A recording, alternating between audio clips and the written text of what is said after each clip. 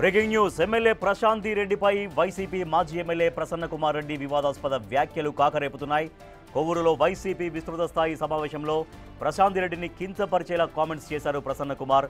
ఇది జరిగిన రోజే ఆయన ఇంటిపై గుర్తు తెలియని వ్యక్తులు దాడి చేశారు. ఇంట్లోని ఫర్నిచర్ను ధ్వంసం చేశారు.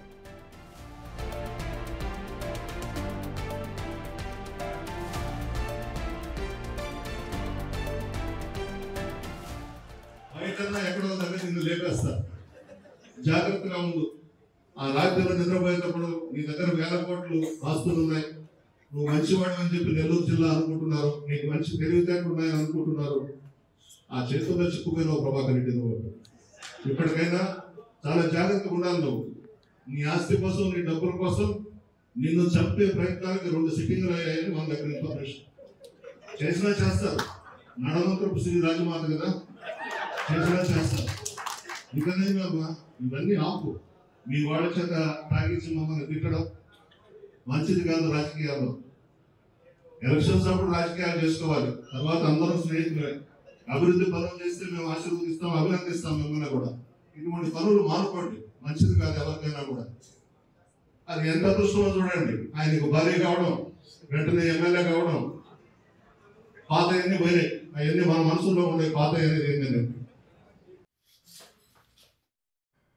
దాడి ఘటనపై పోలీసులు ఆరా తీస్తున్నారు. గతంలో ఎప్పుడూ ఇలాంటి దాడులు చూడలేదని వైసీపీ శ్రేణులు చెబుతున్నాయి. ఈ దాడిని తేలిగ్గా వదిలిపెట్టబోమని, నల్లపురెడ్డికి వైసీపీ మొత్తం అండగా నిలుస్తుందని చెబుతున్నారు ఆ పార్టీ నేతలు.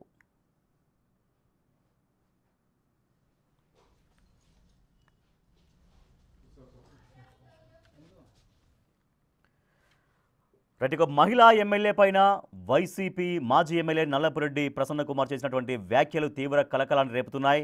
సో నీ ఆస్తి కోసం, నీ డబ్బుల కోసం నిన్ను చంపేస్తారు అంటూ ప్రసన్న కుమార్ రెడ్డి వ్యాఖ్యానించిన పట్ల వైసీపీ నేతలు రియాక్ట్ అయ్యారు. ఆయన ఇంటిపై దాడి చేశారు. మరింత సమాచారాన్ని మా ప్రతినిధి సురేందర్ అందిస్తారు.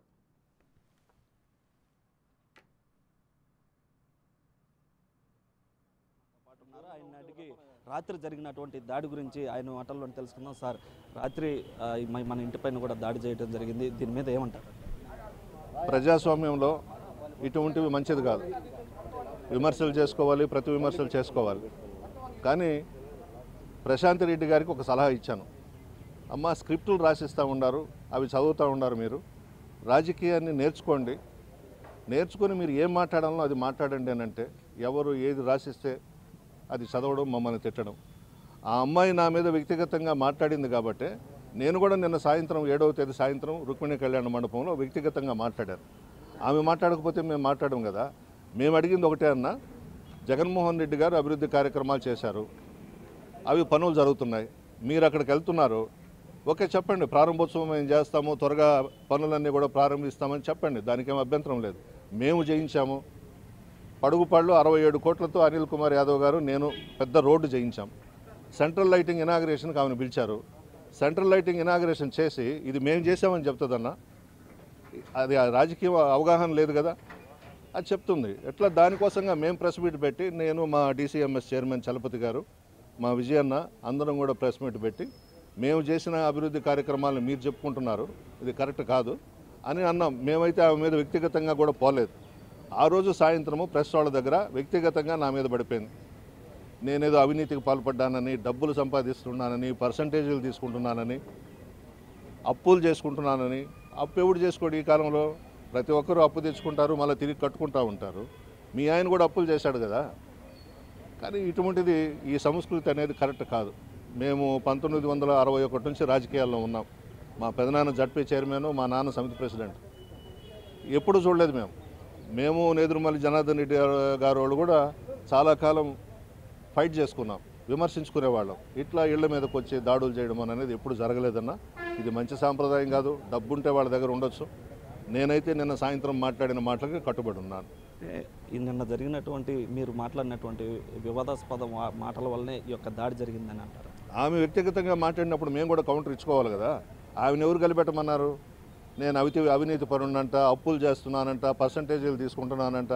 ఆమె మాట్లాడిన దానికి నేను నిన్న సాయంత్రం సమాధానం ఇచ్చాను.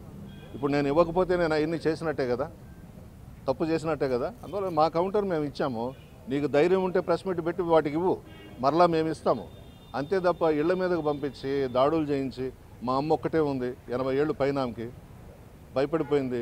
మా దైవదినం ఏంటంటే నేను రజత్తు బయటకు వెళ్ళాము ఒక 10 నిమిషాలు, వచ్చి పడిపోయినారు. ఉంటే నన్ను చంపేసి ఉండేవాళ్ళు. అంటే వాళ్ళు తాగేసి ఉన్నారు, గంజాయా లేకపోతే ఇంకొకటి అనేది మనకు తెలియదు. సార్ మీకు ఎలా తెలిసింది సార్ ఇన్ఫర్మేషన్? మీరు ఇంట్లో లేరు కదా సమయంలో, మీకు ఎలా తెలిసింది? 9 గంటలకు ఫోన్ వచ్చింది. నేను 9:05కి డిఎస్పీ, టౌన్ డిఎస్పీ గారికి ఫోన్ చేసి, అమ్మ ఇట్లా జరుగుతుందంటమ్మా, మీరు వెళ్ళండి అమ్మా అంటే పాపం ఆమె ఫోర్స్ని తీసుకొని వచ్చేసింది ఇమీడియట్గా. అది సార్ మీరు గతంలో చాలా సంవత్సరాల నుంచి కూడా నెల్లూరులో రాజకీయాలు చేస్తూ ఉన్నారు, మీ నల్లపరెడ్డి కుటుంబం. ఇలాంటి దాడులు ఎప్పుడైనా జరగడం కానీ ఇలాంటివి చూసారా? 61 నుంచి ఉన్నామన్న రాజకీయాల్లో. మా తండ్రి గారు, మా పెదనాన్న గారు, నేను అందరం ఉన్నాము. ఇటువంటిది మేము ఎప్పుడు చూడలేదు, చరిత్రలో ఎప్పుడు చూడలేదు. శ్రీకారం చుట్టారు, ఇట్లా చేస్తే బాగుంటుందని, డబ్బు ఉందనే అహంభావంతో, పొగురుతో ఈ విధమైనటువంటి చేష్టాలు చేశారు. మేము ఎప్పుడూ చూడలేదు. ఎప్పుడైనా విమర్శలు చేసుకుంటాం, ప్రతి విమర్శలు చేసుకుంటాం, రాజకీయాల్లో సహజం. కానీ ఇట్లా ఇంటి మీద దాడి చేసి మొత్తం పగలగొట్టేశారన్న. ఏమీ లేవు, బెడ్రూమ్స్లో కానీ ఆఫీస్ రూమ్లో కానీ. మా అమ్మ ఉన్నా కూడా ఆ రూమ్లో కూడా టీవీ పగలగొట్టారు. ఇంత దారుణమైన పరిస్థితి ఎప్పుడు చూడలేదన్న. సార్ పోలీసులు ఏమంటున్నారు? రాత్రి కూడా పోలీసులు అంతా రావడం జరిగింది. ఇప్పటికే నేను గుర్తించడం కానీ ఏదన్నా కేసు ఫైల్ చేయడం కానీ ఏమన్నా జరిగింది? రాత్రి డిఎస్పీలు, రూరల్ డిఎస్పీ, టౌన్ డిఎస్పీ, సిఐలు, పోలీస్ అంతా ఇక్కడే ఉన్నారు. ఒక రిపోర్ట్ ఇవ్వమన్నారు, ఇచ్చాము. ఇప్పుడు 10:30కి ఎస్పీ గారిని కలుస్తున్నాము. ఆయన కూడా టైం ఇస్తే ఆ టైం ప్రకారం పోయి కలుస్తాము. జగన్మోహన్ రెడ్డి గారు ఏమన్నా మాట్లాడడం జరిగింది? జగన్మోహన్ రెడ్డి గారు రాత్రి ఫోన్ చేశారు. ఇన్సిడెంట్ జరిగిన తర్వాత వెంటనే ఫోన్ చేసి ధైర్యంగా ఉండమని చెప్పినాడు. ఫైనల్గా ఏం చెప్తారు ఈ దాడికి? ఇటువంటి సాంప్రదాయం మంచిది కాదని చెప్తున్నాను. రాజకీయాల్లో విమర్శలు, ప్రతి విమర్శలు ఉంటాయి. ఈ విధంగా ఇళ్ల మీద దాడి చేసి అది మంచిది కాదు. రాజకీయాల్లో ఎవరికి కూడా మంచిది కాదు. వాళ్ళు ఈరోజు అధికారంలో ఉన్నారు, వాళ్ళు చూపిస్తున్నారు. రేపు మేము కూడా చేస్తాం కదా, మేము అధికారంలోకి ఖచ్చితంగా వస్తున్నాం, మేమేందో కూడా చూపిస్తాం. వదిలిపెట్టాం కదా వాళ్ళు చేసింది. రాష్ట్రంలో వైఎస్ఆర్ కాంగ్రెస్ పార్టీ నాయకుల మీద అక్రమంగా కేసులు పెట్టి లోపలే ఇస్తున్నారు. ఎగ్జాంపుల్ మా గోవర్ధన్ అన్న, వంశీ, అందరినీ కూడా ఏదో ఒక విధంగా ఇబ్బందులు పెట్టడం, కేసుల మీద కేసులు పెట్టడం, అరెస్ట్ చేయిస్తూ ఉన్నారు. మంచిది కాదు. రేపు మేము వస్తే మాకు ఈ రెడ్ బుక్కులు, వైట్ బుక్కులు, ఎల్లో బుక్కులు మాకు అవసరం లే, మేమేందో చేసి చూపిస్తాం. ఇటు మొత్తం మీద కూడా ఏదైతే ప్రసన్న కుమార్ రెడ్డి ఇంటిపైన జరిగిన దాడికి సంబంధించి ఈ దాడి కూడా ఇటు టీడీపీకి సంబంధించినటువంటి ప్రశాంత్ రెడ్డి పైన వివాదాస్పద వ్యాఖ్యలు చేయడంతోనే వారే చేపించారని చెప్పి కూడా ప్రసన్న కుమార్ రెడ్డి చెప్తున్నారు. అదేవిధంగా వారి ఇంట్లో లేనటువంటి సమయంలో వాళ్ళ తల్లిగారు ఒకరే ఉన్నటువంటి సమయంలో కూడా ఈ యొక్క దాడి చేయడం, అదేవిధంగా ప్రసన్న కుమార్ రెడ్డి కానీ ఇంట్లో ఉండుంటే చంపేసే వాళ్ళని కూడా ప్రసన్న కుమార్ రెడ్డి చెప్తున్నటువంటి పరిస్థితి. కెమెరామెన్ మనోజ్తో సురేంద్ర, బిగ్ టీవీ, నెల్లూరు నుంచి.